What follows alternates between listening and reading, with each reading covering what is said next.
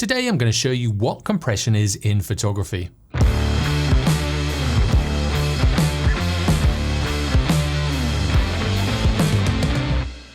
When people talk about compression in photography, it can be quite confusing. It sounds like you just zoom in and that compresses the background in your photograph, but there's a little bit more to it than just that. So if I take one shot with a wide angle lens and then another shot with a longer focal length, so I'm basically zooming in optically, if I take that really wide shot and crop in on it afterwards when I'm editing it, giving me the same framing as that first shot, what you'll find is that the background will look the same.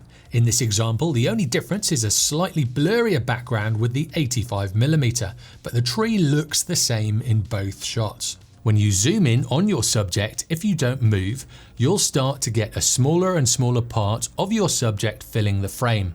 So you would have to move to keep the framing of your subject exactly the same. And this is the key to compression. It's the relative distance between you, your subject, and the background. Here I have two very different shots side by side. I've tried to keep me the same size in the frame, and the tree looks a lot closer to me in the image on the right. This was taken with the 85mm, whereas with the image on the left, this was taken with the 17mm, and the tree looks a lot further away. However, my position compared to the tree has stayed the same.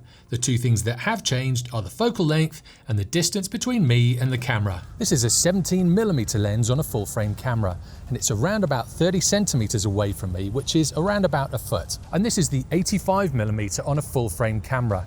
I've moved the camera around about 8 to 10 foot away from me, which is around about 2 to 3 meters, and the background looks very different. That tree looks a lot closer to me, even though I'm standing in exactly the same position as I was with the 17mm lens. And this is why it's called compression. It compresses the background with the subject. So in this case, I'm the subject and the tree is the background. And it's made the tree look a lot closer to me than it actually is. Now, if you have a much bigger focal length, you can really change the look of the photograph, but you do have to walk a lot further away from your subject. With these cars with a focal length of 600mm, they look all bunched up, but if I zoom out and wait for them to get closer, you can see they are actually quite spaced out. And it can work on any level, from macro shots of flowers, to people and buildings, to bringing the sun closer to what you are photographing, or at least make the sun bigger in the frame. Even when you're photographing portraits, if you put on a longer focal length and move away from them, giving the same framing, it will change how they'll look, as it does compress the features of their face. Also, if you're the photographer, you don't have to be the one that changes their position.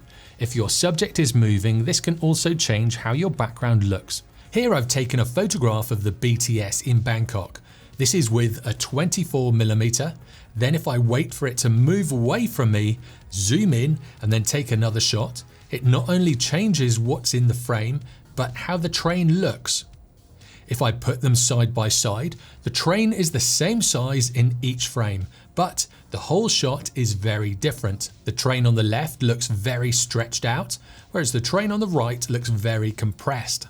So it really is to do with the relative distances between you, your subject, and the background. The sensor size also has an effect on how your image looks. This is a 24mm lens on a full frame camera, and this is a crop censored camera with that exact same lens on the 24mm. So as you can see, it's changed it just subtly, but not that much. This has a 1.5 times crop. So I went from the A7C to the A6600. Now this has more to do with where you have to place your camera for a given focal length than anything else. It's only a subtle difference, but I've had to move the camera probably another foot or two away from me. And so this has changed how the background looks ever so slightly. And that's my whole point with this tutorial. Compression is all about where your camera is compared to your subject and compared to your background. Now, if you're still struggling to understand this, try this quick exercise now. Have a look out of a window, but stand as far back from that window as possible. Position yourself so you can frame something up in the window, like a tree or a building. Out of my window, the building is filling the window frame, and it looks, even to my eye, that the building must be really close to our building. But as I walk towards the window, the building becomes less prevalent in the window frame. and all I'm doing is changing my distance compared to the window frame. Now once I get really close to the window frame, I can see much more of the city, and the building is one of many. So it really is all about relative distances. In your photography and your videography, you can use this to get very different looking shots, but it's good to know how compression works to make the most of it. This is a street not looking too busy, but at a longer focal length from further away, you can really make it look a lot busier than it is.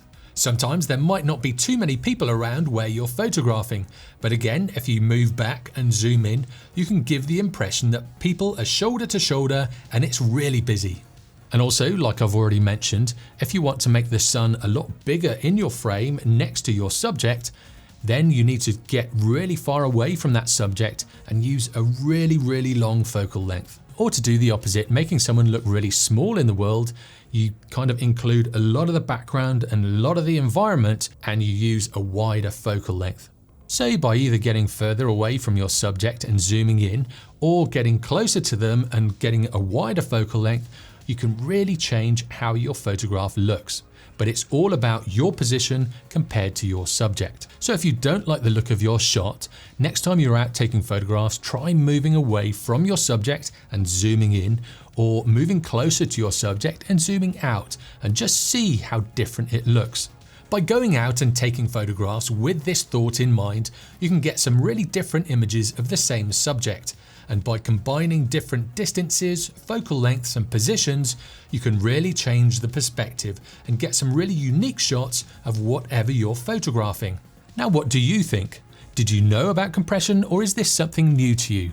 Let me know in the comments below. And if this is new to you, go out and try this technique this weekend and let me know how you get on. And if you want to learn more about photography, click on this one next. Or if you want to binge watch a load of tutorials, click down here. And if you haven't already, be sure to subscribe for weekly tutorials in photography and videography. I'll see you next time.